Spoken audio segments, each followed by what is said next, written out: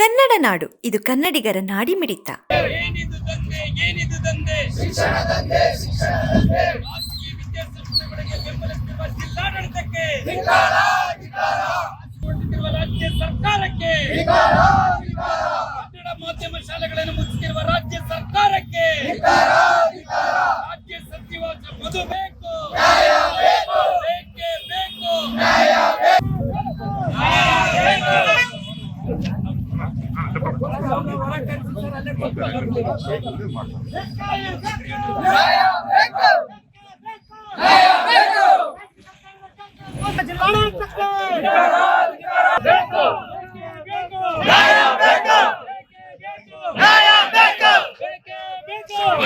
ಬೇಕು. ಅವರಿಗೆ ನಾವು ದುಡ್ಡಿಗೆ ಸರ್ಕಾರ ಸೇರ್ ಮಾಡುತ್ತೆ. ದುಡ್ಡು ಕಟ್ಟಿಸ್ಕೊಂಡು ಅವ್ರ ಮಕ್ಕಳಿಗೆ ಅನುಕೂಲವಾಗಿ ಪಠ್ಯಪುಸ್ತಕ ಅವ್ರಿಗೆ ದುಡ್ಡು ಕೊಡ್ತೀವಿ. ಇನ್ನು ಸರ್ಕಾರಿ ಶಾಲೆಗಳಿಗೆ ಮಾತ್ರ ಫ್ರೀ ಆಗಿ ನಾವು ಕೊಡ್ತಿದೀವಿ. ಅವರು ವರ್ಷ ಎಷ್ಟು ಇಂಟೆಂಟ್ ಇರುತ್ತಾ ಅದ್ರ ಪ್ರಕಾರ ಅವ್ರ ತರಗತಿ 1ರಿಂದ 10 ಐತೆ ಅಂದ್ರೆ 10 ತರಗತಿಗಳಿಗೆ ಅವ್ರಿಗೆ ದುಡ್ಡಿಗೆ ನಾವು ಕೊಡ್ತೀವಿ. ಅವ್ರ ಮಕ್ಕಳಿಗೆ ಅವ್ರು ಕೊಡ್ತಾರೆ, ಅವ್ರ ಶಾಲೆ ಮಕ್ಕಳಿಗೆ. ಹೌದು ಮೇಡಮ್, ಸರ್ಕಾರ ಅವ್ರಿಗೆ ಕೊಡ್ರಿ ಅಂತ ನಿಮ್ಗೆ ಏನಾದ್ರೂ ಸರ್ಕಾರದ ಆದೇಶ ಇದೆಯಾ? ಹೌದು, ಯಾಕೆಂದ್ರೆ ಅವ್ರ ಹತ್ರ ದುಡ್ಡು ಕಟ್ಟಿಸ್ಕೊಂಡು ಕೊಡ್ಬೇಕು ಅಂತ ಇರೋದು. ದುಡ್ಡು ಕಟ್ಸ್ಕೊಂಡ್ ಕೊಡ್ಬೇಕಂದ್ರೆ 1:3 1:4 ಅವರು ಹೊರಗಡೆ ಎಲ್ಲೋ ಇಟ್ಬಿಟ್ಟು ಸಮವಸ್ತ್ರದಿಂದ ಹಿಡಿದು ಅವರು ದಂಧೆ ಮಾಡ್ತಾ ಇದಾರೆ. ಅದಕ್ಕೆ ಸರ್ಕಾರ ಅವ್ರಿಗೆ ನಾವು ಕೊಡೋದೇ ಇಲ್ಲ. ಅಲ್ಲ, ನೀವು ಕೊಡೋದಿಲ್ಲ ಮೇಡಮ್. ಈಗ ಕನ್ನಡ ಮಾಧ್ಯಮ ಶಾಲೆಗಳಿಗೆ ಜೂನ್ ಮಾರಾಟ ಮಾಡ್ಕೊಂಡು ನೀವೇನ್ ಮಾಡ್ತಾ ಇದ್ದೀರಾ? ಆದ್ರೆ ನೀವು ಇದನ್ನ ಕತೆ ಹೇಳ್ಕೊಂಡು ಹೋಗ್ತಾ ಇದ್ದೀರಾ ಅಂತಂದ್ರೆ ಸರ್ಕಾರ ಏನ್ ಹೇಳಿದಾರೆ ಕೊಡ್ರಿ, ಅದನ್ನ ಗೆಜೆಟ್ ನೋಟಿಫಿಕೇಶನ್ ಸರ್ಕಾರ ನಿಮ್ಗೆ ಏನ್ ಆದೇಶ ಮಾಡಿದೆ ಹೇಳ್ರಿ. ಆದೇಶ ಮಾಡಿರೋ ಪ್ರಕಾರ ಏನಿದೆ ಮೇಡಮ್ ಕೊಡ್ರಿ, ಸಾರ್ವಜನಿಕರು ಬಹಿರಂಗ ಪಡಿಸಿರೋದನ್ನ. ನಿಮ್ಗೆ ಸರ್ಕಾರ ಸುಮ್ಮನಿರೋ, ಸರ್ಕಾರ ನಿಮ್ಗೆ ಏನಿದೆ ಅನ್ನೋದನ್ನ ಬಹಿರಂಗ ಪಡಿಸೋಗ್ರಿ ನೀವು. ಸರ್ಕಾರ ಪ್ರೈವೇಟ್ ಶಾಲೆಗಳಿಗೆ ಅವ್ರ ಮಕ್ಕಳ ಸಂಖ್ಯೆ ಏನ್ ಕೊಡುತ್ತೋ ಅದ್ರ ಇಂಡೆಂಟ್ ತಗೊಂಡು ಆ ಪ್ರಕಾರ ನಾವು ಕಳ್ಸಿರ್ತೀವಪ್ಪ. ಫೀಸ್ ಎಷ್ಟು ತಗೊಂತಾರೆ ಮೇಡಮ್ ಅವರು? ಅಲ್ಲ, ಫೀಸು ಈಗ ಪ್ರೈವೇಟ್ ಶಾಲೆಗಳಿಗೆ 16,000 ಅಂತ ಇದೆ. ಮತ್ತೆ ಎಷ್ಟು ತಗೊಳ್ತಾ ಇದ್ದಾರೆ? 16,000 ಅಂತ ಇದೆ. ಹೌದು, ನಿಮ್ ಗಮನಕ್ಕೆ ಬಂದಾಗ ಅದ್ರ ಮೇಲೆ ಅವ್ರಿಗೆ ಸಂಸ್ಥೆಗಳಿಗೆ ಇಷ್ಟು ತಗೋಬೇಕು ಅಂತ ನಿಗದಿ ಮಾಡಿರುತ್ತೆ. ಅದು ಅವ್ರು ಎಷ್ಟೇ ತಗೊಂತಾರ ಅಂತ ಈಗ ನಮಗೆ ನೀವು ಈಗ ಬೇರೆ ಕೆಲವು ಶಾಲೆಯ ಪೋಷಕರು ಬಂದು ಮನವಿ ಕೊಟ್ಟಿದ್ರು, ಹೀಗೆ ಬಹಳ ತಗೊಂತಾ ಇದ್ದಾರೆ. ಈಗ ನೀವು ಈಗ ಕರ್ನಾಟಕ ರಕ್ಷಣಾ ವೇದಿಕೆ ಒಟ್ಟಾಗಿ ಬಂದಿರೋದು ಈಗ ಕನ್ನಡ ಕಾವಲು ಪಡೆ ಆಗಿದ್ರು. ಈಗ ಏನು ಪೋಷಕರು ಫೀಸ್ ಎಲ್ಲ ತಗೊಂತಾ ಇರೋದ್ರ ಬಗ್ಗೆ ಹೇಳ್ತಾ ಇದ್ದೀರಾ. ನಾವೀಗ ಅದಕ್ಕೊಂದು ಟೀಮ್ ಮಾಡ್ಬೇಕು. ನೀವು ಬಂದು ಕೇಳೋದ್ರಿಂದ ಅದೊಂದು ಟೀಮ್ ಮಾಡಿ BEOಗಳದೆಲ್ಲ ಟೀಮ್ ಮಾಡಿ ಅವ್ರು ಈಗೆಲ್ಲ ಪ್ರಚುರ ಪಡಿಸ್ಬೇಕು. ಈಗ ಏನು ಅಕಾಡೆಮಿಕ್ ಇಯರ್ ಪ್ರಾರಂಭ ಆಗ್ತದೆ, ಈ ಶೈಕ್ಷಣಿಕ ವರ್ಷ ಪ್ರಾರಂಭದಲ್ಲಿ ಎಷ್ಟೆಷ್ಟು ಫೀಸ್ ತಗೊಂತಾರೆ ಅನ್ನೋದನ್ನ ನಾವು ಅವ್ರ ಹತ್ರ ಹೋಗಿ ಆ ಶಾಲೆಗಳಿಗೆ ಬಹಿರಂಗ ಪಡಿಸಿದಾರ, ಎಷ್ಟೆಷ್ಟು ಫೀಸ್ ತಗೊಂತೀವಿ ಅದೆಲ್ಲ ಹಾಕಿರ್ಬೇಕು. ಅದು ಹಾಕಿರೋದನ್ನ ನೋಡಿ ಜಾಸ್ತಿ ಇದಾದ್ರೆ ಮತ್ತೆ ನಾವು ಅವ್ರಿಗೆ ನಮ್ಮ ಇಲಾಖೆ ಪ್ರಕಾರ ತಗೊಂತಾ ಇದಾರ, ಇಲಾಖೆ ನಿರ್ದೇಶನ. ಮೇಡಮ್, ಇದೆಲ್ಲ ತಮಗೆ ಗೊತ್ತಿಲ್ಲ ಮೇಡಮ್? ತಮಗೆ ಗೊತ್ತಿಲ್ವಾ? ಇವತ್ತು ನಾವು ಹೋರಾಟ ಮಾಡಿದ್ಮೇಲೆ ನಿಮ್ಗೆ ಇದು ಗೊತ್ತಾಗಿದೆ. ಅಲ್ಲ ಸರ್, ಈಗ ನಮಗೆ ಮೇಡಮ್ ಒಂದ್ ಹೇಳ್ತೀನಿ, ನಿಮಗಿದು ಗೊತ್ತಿರೋ ವಿಚಾರ. ನಿಮ್ಮ ಕ್ಷೇತ್ರ ಶಿಕ್ಷಣಾಧಿಕಾರಿಗಳು ಖಾಸಗಿ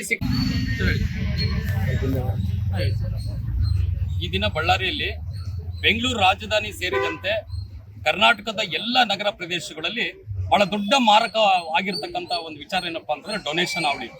ಇವತ್ತು ಸನ್ಮಾನ್ಯ ಉಪಮುಖ್ಯಮಂತ್ರಿಗಳು DK ಶಿವಕುಮಾರ್ ಇಂದ ಹಿಡಿದು MB ಪಾಟೀಲ್ ಇಂದ ಹಿಡಿದು ಆಮೇಲೆ ರಾಜ್ಯದ ಎಲ್ಲ ಉನ್ನತ ಮಂತ್ರಿಗಳು ಮತ್ತೆ ಮಾಜಿ ಮಂತ್ರಿಗಳು, ಮಾಜಿ ಶಾಸಕರು, ಹಾಲಿ ಶಾಸಕರು, ಇವರ ಹೆಸರುಗಳಲ್ಲಿ ಇವತ್ತು ವಿದ್ಯಾಸಂಸ್ಥೆಗಳು ಬಹಳ ದೊಡ್ಡ ಮಟ್ಟಕ್ಕೆ ಬೆಳೀತಾ ಇದೆ.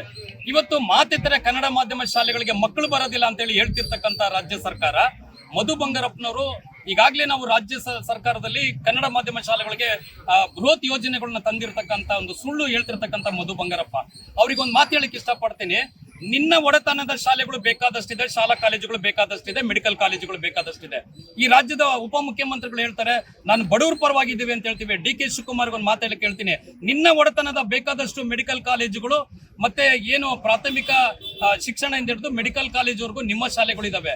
ಅಂದ್ರೆ ಈ ರಾಜ್ಯದಲ್ಲಿ ದೊಡ್ಡ ದುರಂತ ಏನಪ್ಪಾ ಅಂತ ಹೇಳಿದ್ರೆ, ನಮ್ಮನ್ನ ಆಳುವಂತ ಜನಪ್ರತಿನಿಧಿಗಳು ಏನ್ 70 ವರ್ಷಗಳಿಂದ ಆಳಿದ್ದಾರೆ, ಅವರ ಮೊಮ್ಮಕ್ಕಳು ಮಕ್ಕಳ ಹೆಸರಿನಲ್ಲಿ ಇವತ್ತು ಖಾಸಗಿ ಶಿಕ್ಷಣ ಸಂಸ್ಥೆ ಬಹಳ ದೊಡ್ಡ ಮಟ್ಟದಲ್ಲಿ ಇವತ್ತು ನಡೀತಾ ಇದೆ. ಅಂದ್ರೆ ಇದು ಹಗಲು ದೊರಡೆ. ಇವತ್ತು ರಾಜ್ಯ ಸರ್ಕಾರ, ಕೇಂದ್ರ ಸರ್ಕಾರ ಈಗಾಗಲೇ ನಮ್ಮ ಮೇಲೆ ಹಲವಾರು ಬೆಲೆ ಏರಿಕೆಗಳನ್ನ ಇವತ್ತು ಒತ್ತಡ ಮಾಡಿದೆ. ಇವತ್ತು ಹಾಗಾಗಿ ಇವತ್ತು ಮಕ್ಕಳ ಪೋಷಕರು ಪ್ರಾಥಮಿಕ ಶಿಕ್ಷಣ ಸಂಸ್ಥೆಗೆ ಒಂದು ಮಗನ ಕಳಿಸ್ಬೇಕಂದ್ರೆ 50ರಿಂದ 60 ಸಾವಿರ ಡೊನೇಷನ್ ಕಟ್ಟುವಂತ ಪರಿಸ್ಥಿತಿ ಇವತ್ತು ಬಂದಿದೆ.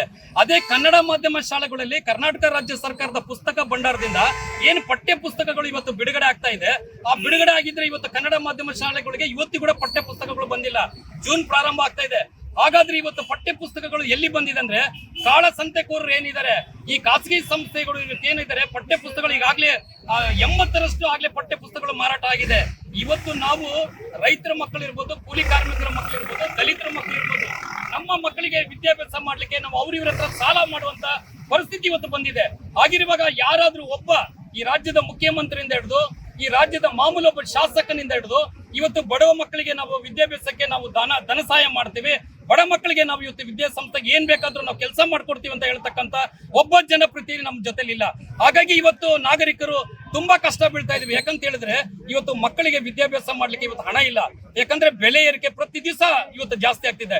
ಆ ಹಿನ್ನೆಲೆಯಲ್ಲಿ ಇವತ್ತು ಕರ್ನಾಟಕ ರಕ್ಷಣಾ ವೇದಿಕೆ ಕಾವಲು ಪಡೆ ನಮ್ಮ ಸಂಘಟನೆ ನಿರಂತರವಾಗಿ ಬಳ್ಳಾರಿ ಜಿಲ್ಲೆಯಲ್ಲಿ ಕೂಡ ಜಿಲ್ಲಾಡಳಿತ ಸುಮಾರು 15 ವರ್ಷಗಳಿಂದ ನಮ್ಮ ಸಂಘ ಸಂಸ್ಥೆಗಳು ಡೊನೇಷನ್ ಅವಳಿ ವಿರುದ್ಧ ಹೋರಾಟ ಮಾಡ್ಕೊಂಡು ಬಂದಿದ್ದೀವಿ. ಜಿಲ್ಲಾಧಿಕಾರಿಗಳು ಮೌನ ವಹಿಸಿ ಜಿಲ್ಲಾ ಶಿಕ್ಷಣಾಧಿಕಾರಿಗಳು ಯಾವುದೇ ರೀತಿಯಾದಂತ ಕ್ರಮ ಖಾಸಗಿ ವಿದ್ಯಾಸಂಸ್ಥೆ ಮೇಲೆ ತಗೊಂಡಿಲ್ಲ. ಹಾಗಾಗಿ ಇವತ್ತು ಏನು ನಮ್ಮ ಜಿಲ್ಲಾ ಶಿಕ್ಷಣ ಅಧಿಕಾರಿಗಳ ಕಚೇರಿಗೆ ಇವತ್ತು ಮುತ್ತಿಗೆ ಹಾಕೋದ್ರ ಮುಖಾಂತರ ಇವತ್ತೆಲ್ಲ ನಮ್ಮ ಕಾರ್ಯಕರ್ತರು ಸಾಮೂಹಿಕ ಬಂಧನಕ್ಕೆ ಒಳಗಾಗ್ತಾ ಇದ್ದೀವಿ. ಈ ಹೋರಾಟ ಇಲ್ಲೇ ನಿಲ್ಲಲ್ಲ. ಎಲ್ಲ ಶಾಲೆಗಳ ಮೇಲೆ ದಾಳಿ ಮಾಡುವಂತ ಕೆಲಸ ಕರ್ನಾಟಕ ರಕ್ಷಣಾ ವೇದಿಕೆ ಕಾವಲು ಪಡೆ ನಾವೇ ಮಾಡ್ತೀವಿ ಅಂತ ಹೇಳಿ ಮುಖಾಂತರ ಹೇಳಕ್ಕೆ ಇಷ್ಟಪಡ್ತೇನೆ. ಜೈ ಹಿಂದ್, ಜೈ ಕರ್ನಾಟಕ. ಸಮಗ್ರ ಸುದ್ದಿಗಳಿಗಾಗಿ ತಪ್ಪದೆ ನೋಡಿ ಕನ್ನಡ ನಾಡು ವಾಹಿನಿ. ಸಬ್ಸ್ಕ್ರೈಬ್ ಮಾಡಿಕೊಳ್ಳಲು ಕೂಡಲೇ ಪಕ್ಕದಲ್ಲಿ ಕಾಣುವ ಬೆಲ್ ಐಕಾನ್ ಕ್ಲಿಕ್ ಮಾಡಿ ನೋಟಿಫಿಕೇಶನ್ ಪಡೆಯಿರಿ.